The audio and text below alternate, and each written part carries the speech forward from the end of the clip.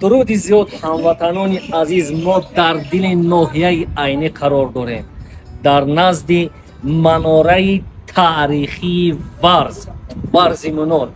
Нигоҳ кунед, аз рӯи маълумоти ба дастовардаи мо маълум гардид ки ин манора дар асри 11 ва 12 ифтитоҳ гардидааст.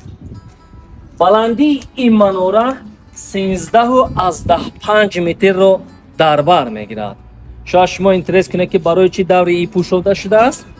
аз ҳисоби оне ки ин манора ҳамчун манораи таърихӣ дониста мешавад, аз ҳисоби офтобу борону таъсири дигар офатҳои табиӣ ки тавассути хишти хом, яъне лоин аниқтараш бунёд гардидааст, ба хотири барбод нарафтанаш даври ин тавассути ҳукумати ноҳия таъмир гардидааст. мувофиқи ривоятҳо, дар водии Зарафшон бо дастури ҳокими Ҳиндустон аз тарафи сулолаи Халиҷӣ ҳамагӣ 7 манора сохта мешаванд.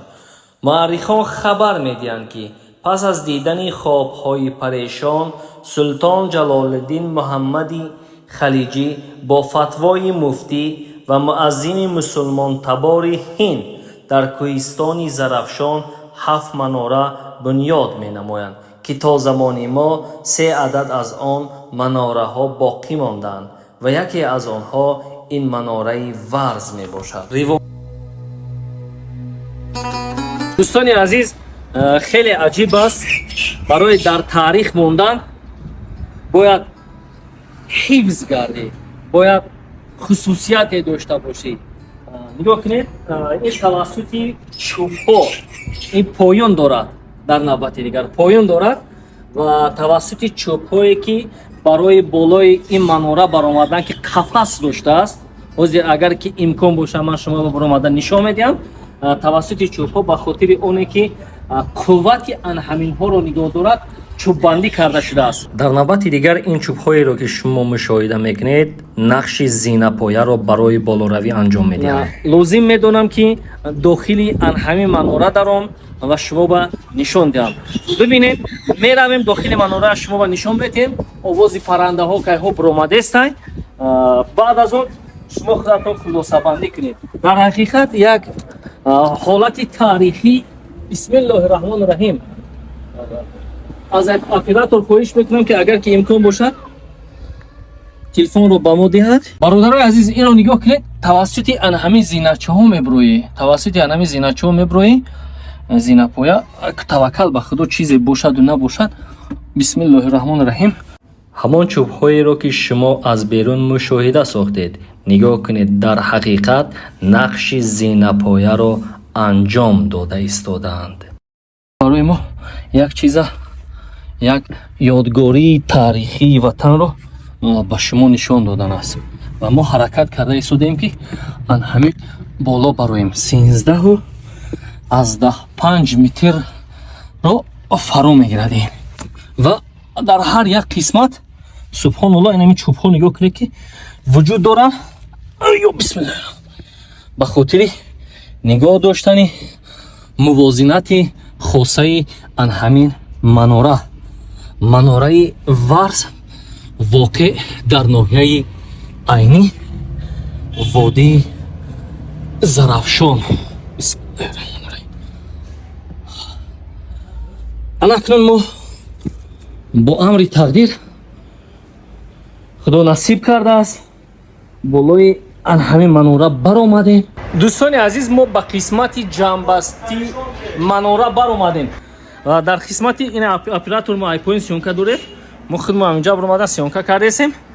як ҳолати хубе ҳаста ки чуноне ки оператор мегӯяд, ман аз баландии 13.5 метр гап задестам.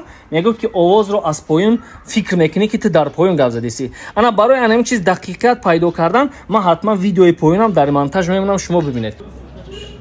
ҳамин ҷо аст ва чуноне ки ба шумо такрор кардам ки 13.5 метр баландӣ дорад. ина қисмати хулосавии манора анҳамин ҷо аст ва чуноне ки ба шумо такрор кардам ки 13.5 метр баландӣ дорад ва дар асоси 13-15 метр баландӣ доштан дар асри 11 ва 12 таърихаш оғоз меёбад. ана нигоҳ кунед дӯстони азиз, дар ҳақиқат гирду атрофи ноҳияи айниро қасри Фарҳанг. Лабай ман болода бале гирду атрофи анами ноҳияро 100% мебинӣ ва бояд дар поёни оператора ҳисоби оне ки кам давлени дорад набромад.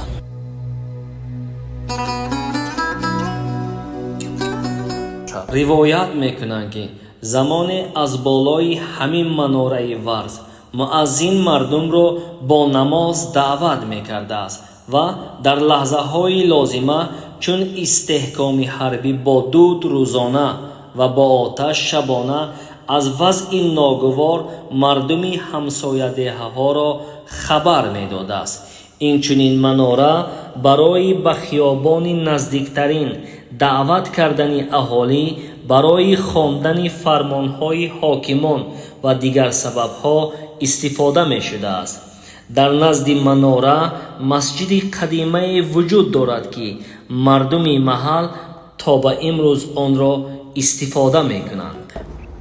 ана акнун нигоҳ кунед, ин кирпичҳои лоӣ ҳастанд, сангам доштай. бисмиллоҳи раҳмони раҳим ба қисмати фуромадан шурӯъ мекунем. бениҳоят баъзан баланду сахтам ҳастай. барои фуромадан сахти бад эҳтиёт кардан зарур аст.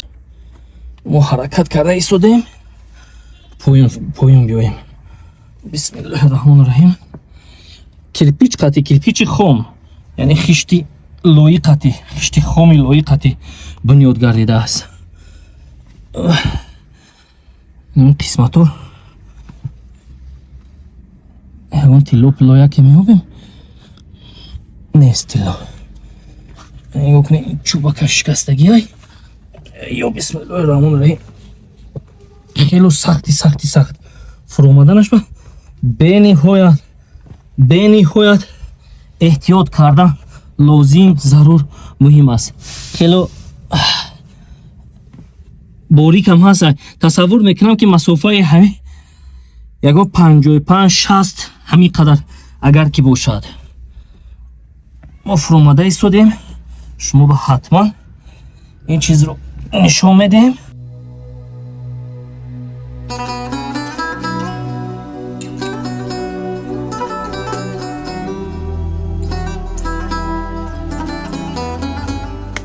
дӯстони азиз, барои як чиза сиёнка кардану ба шумо маълумот додан аз баҳри дигар чиз мегзарем. ина нигоҳ кунед. аз ҳисоби оне ки дохил пури хоку